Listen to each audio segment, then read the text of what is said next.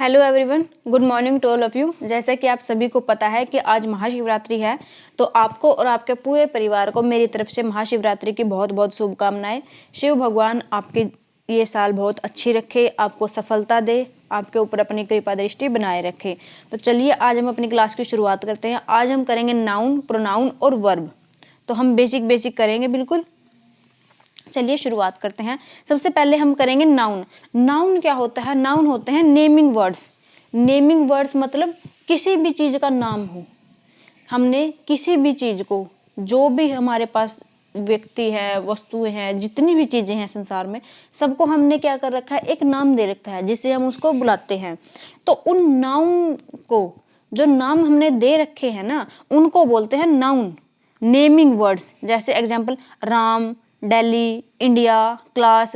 जैसे राम एक व्यक्ति है, एक पर्सन है, उसको हमने राम नाम दे दिया तो वो क्या है? नाउन है। जैसे दिल्ली, एक शहर को दिल्ली नाम दे दिया पहचानने के लिए, तो दिल्ली एक उस शहर का नाम है तो नाउन हो गया।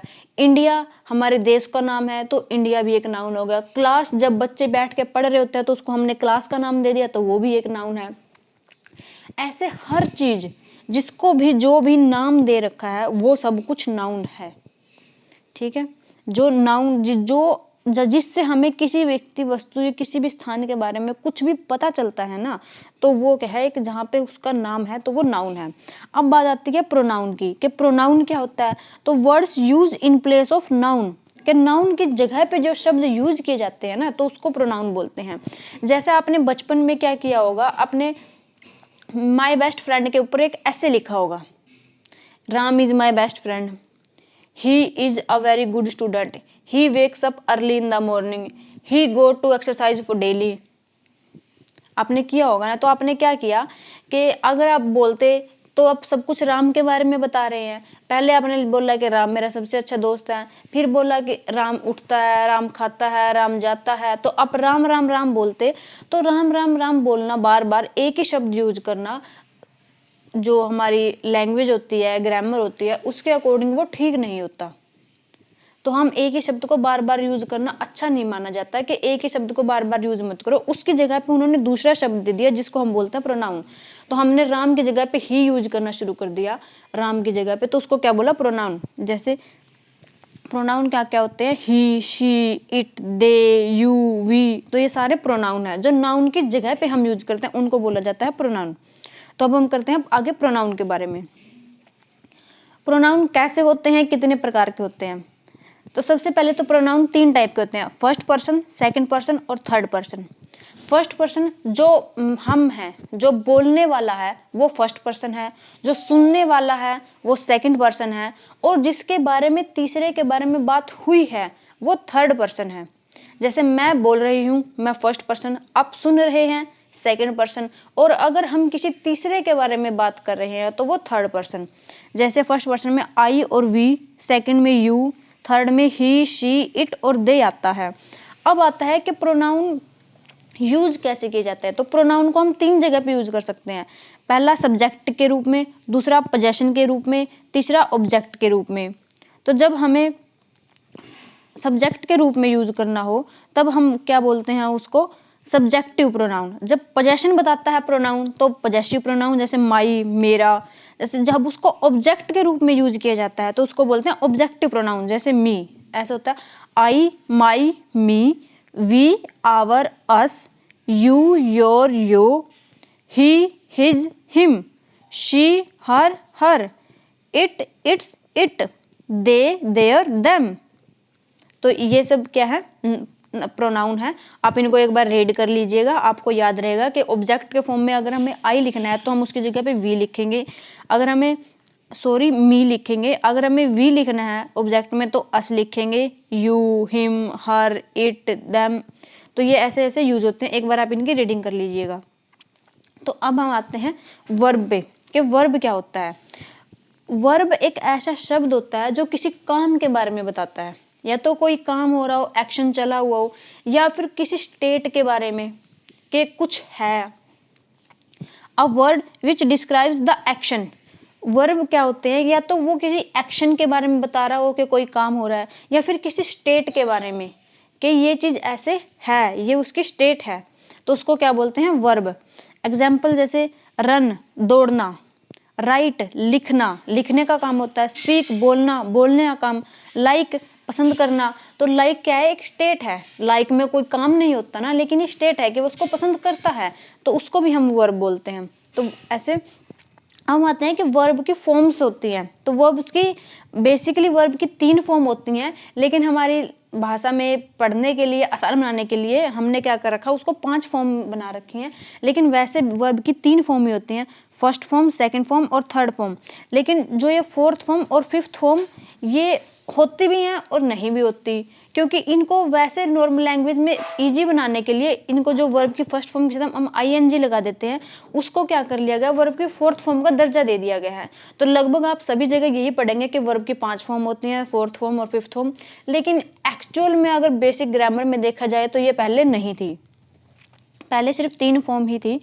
तो जैसे वर्ब की फर्स्ट फॉर्म क्या होती है, बेस फॉर्म, जो प्रेजेंट फॉर्म होती है, जो प्रेजेंट के बारे में बताती है। फिर आती है वर्ब की सेकंड फॉर्म, पास्ट फॉर्म, जो पास्ट के बारे में बताती है।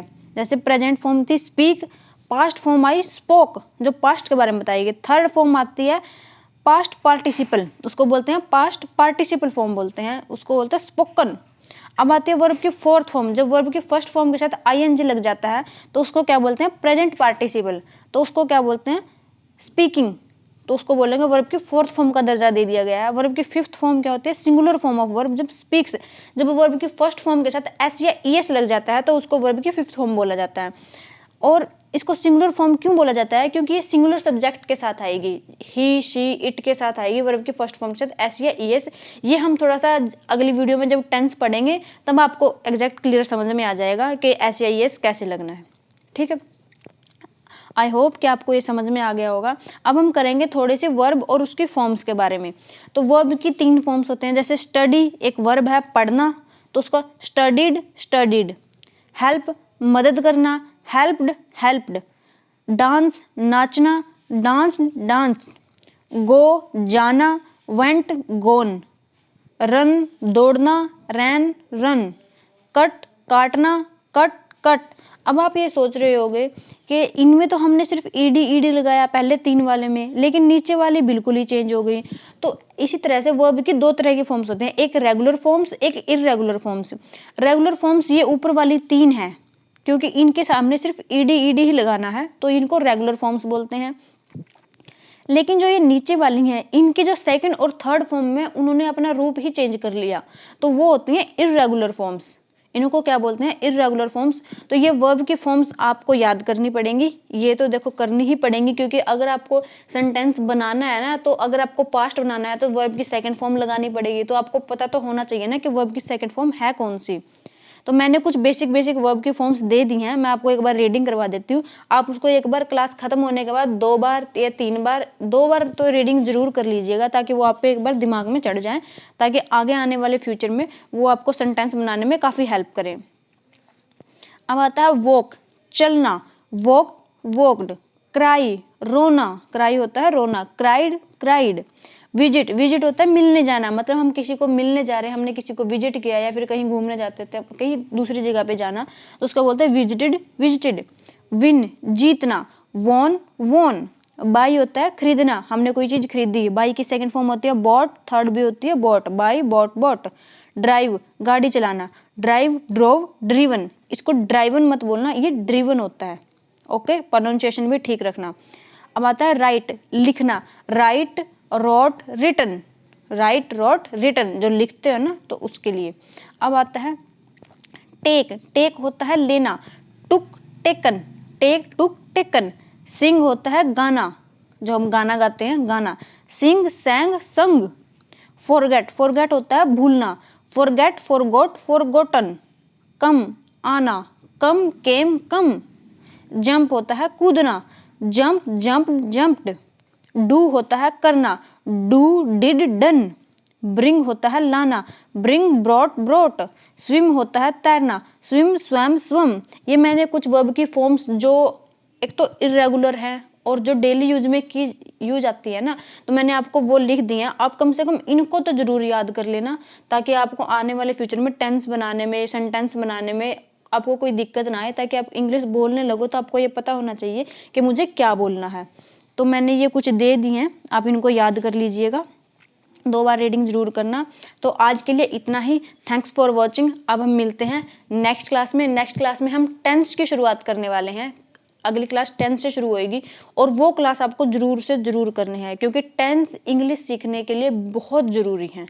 मैं बिल्कुल बेसिक से करवाऊंगी, बिल्कुल आसान लैंग्वेज में, कोई हाई फाई नहीं करवाया जाएगा। बिल्कुल आसान लैंग्वेज में, आसान भाषा में आपको बिल्कुल सही से समझ आएगा। बस आपको क्लास जरूर देखनी है। प्लीज़ अगर आपको ये क्लास अच्छी लगी हो तो लाइक, शेयर और सब्सक्राइब जरूर से जरूर करें, और मुझे कमेंट करके जरूर बताना कि आपको कैसा लग रहा है, ये कोर्स कैसा चला हुआ है। आई होप कि आपको ये सब अच्छा लग रहा होगा। मिलते हैं नेक्स्ट क्लास में। Till then take care, bye bye.